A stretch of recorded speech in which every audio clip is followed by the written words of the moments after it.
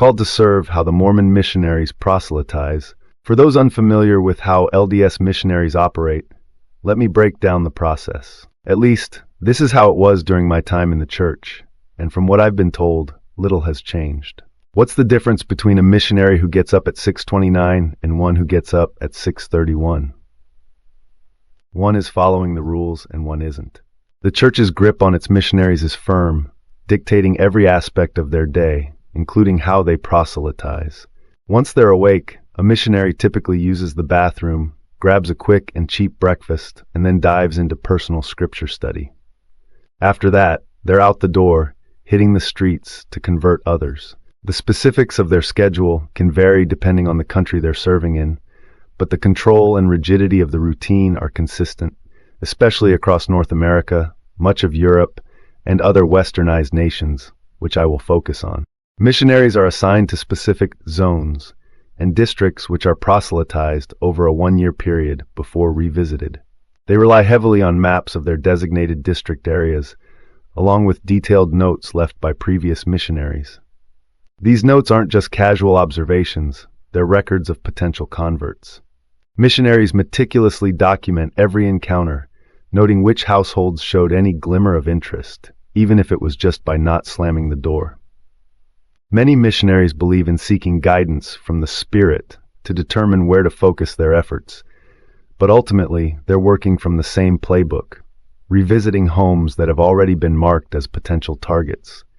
Even if a household was approached within the past year, if there was even a hint of receptiveness, missionaries will persist in their efforts to convert them. By 10 a.m., elders and sisters are expected to be out of their residences, knocking on doors unless they have a booked appointment with potential converts, a church-related event such as church services on Sundays, or it's their preparation day, P-Day, typically on Mondays. Their routine is relentless, a brief dinner break, often at a member's home, where meals are expected to be no longer than an hour, and then it's back to proselytizing until 10:30 p.m. This cycle repeats daily, with missionaries adhering strictly to this grueling schedule. Unless things have changed in the past 22 years, there's no official system for tracking which streets missionaries have proselytized within their districts. Some missionaries use cue cards, flashcards, or a shared notebook to record where and when they visited, helping to avoid repeat visits to the same areas too soon. This informal method is meant to prevent frustration among residents and to maximize the effectiveness of the missionaries' efforts. This is also where missionaries record potential converts, including those in areas that may have been recently proselytized. If these elders and sisters aren't out tracking or attending a member's dinner appointment, they're expected to be actively teaching potential converts, whether in the person's home or at church functions. This includes targeting friends of young members at events like youth basketball games, all under the guise of fellowship. I left the church in 2002, before cell phones became a widespread part of everyday life. Back then, none of us could have imagined the level of control the church now exerts over its missionaries through technology. Today, every missionary is equipped with an Android phone, but it's not the kind of phone you'd want.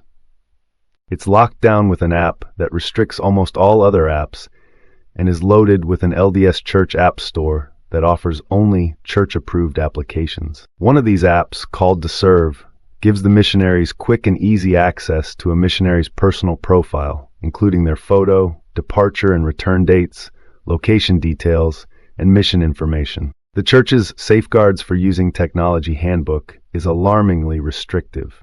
It includes rules like ensuring you can always see your companion's screen, requiring your companion's approval for every text and email you send, except those to family on P-Day, but even those can be reviewed during device audits, banning phones from the bathroom entirely, and even instructing you to pray before using your phone.